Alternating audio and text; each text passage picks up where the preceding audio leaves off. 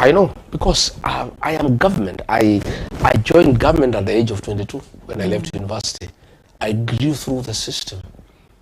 In every ministry, I know more than half the population at a personal level. 3 names, so and so. So I am a walking information box. I have information at my fingertips. Anything, I'm ahead of William Ruto. In fact, I am briefed better than he is briefed, because most times he doesn't know what's going on. Many times he hears things from me. So they decided to go to China and expand the contract, reduce the scope of the road from 8 lanes to 6 lanes, and add the amount to 200 billion. So they are stealing 50 billion with the Chinese, 7 billion with the French, 50 billion with the Chinese. There is a company called CRBC. It is actually the Chinese company that is doing corruption in Kenya. All the big projects in Kenya, the Talanta Stadium, they are doing that stadium over 100 billion. Yes. They are doing Bomas of Kenya of another 50 billion. They are doing the JKIA. They have been given another contract called Nairobi Railway City at a cost of 29 billion. When there is a company that had won that tender at 22 billion shillings. And William Ruto ordered for them to be deported back to China so that they don't challenge the award. So it was given to CRBC, and they are stealing 7 billion from that contract. So this CRBC is the biggest conduit of corruption in Kenya. And I'm asking the Chinese government to consider recording those people back to China, because they are the conduit of corruption. And we shall be able to prosecute them next year. I want to be very candid with CRBC that they will not escape. And I want to tell the government of the Republic of China, People's Republic of China, that the directors of CRBC will have to face the law for the amount of money they have stolen from the Kenyan taxpayers with the current administration. As soon as this administration is sent home, we are going to recover this money from CRBC. And again, all this money that William Ruto and his people are stealing, a new administration will recover this money. Because there is no way we can have a change of government and just proceed like nothing was stolen from the people of Kenya. Yes. So Macron had come to Nairobi. That summit was a facade. It was a small screen. He had come to finalize the deal for the compensation of Rironi Summit Road. The Auditor General has released a report that this money has been gotten from the fuel levy.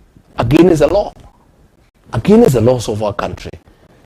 Because President Macron, President William Ruto are part of this deal.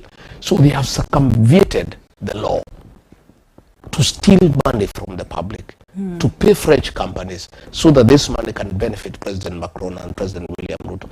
And I want to be very candid with the Kenyan institutions. Yes.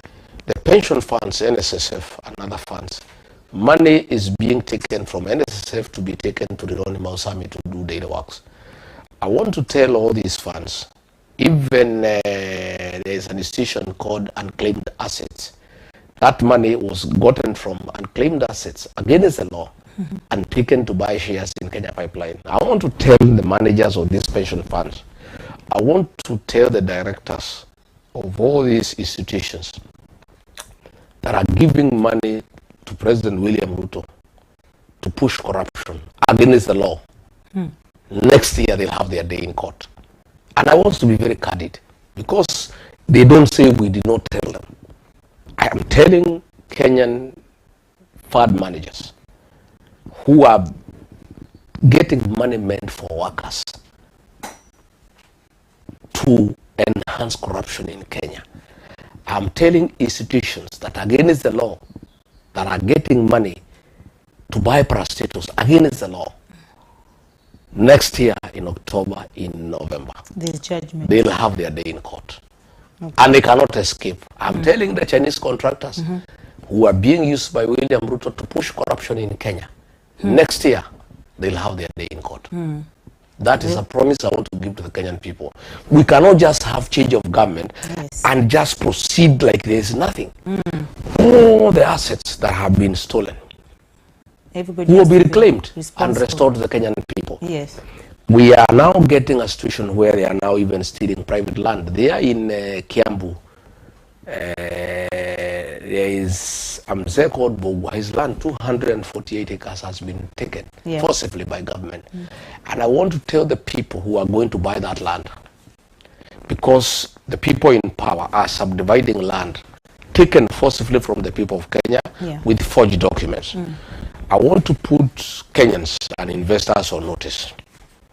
If you purchase land that is controversial, land that has been stolen from the people of Kenya by government officials, and they produce fake titles and they give it to you, even if you will have constructed a mansion, it doesn't matter how much it is.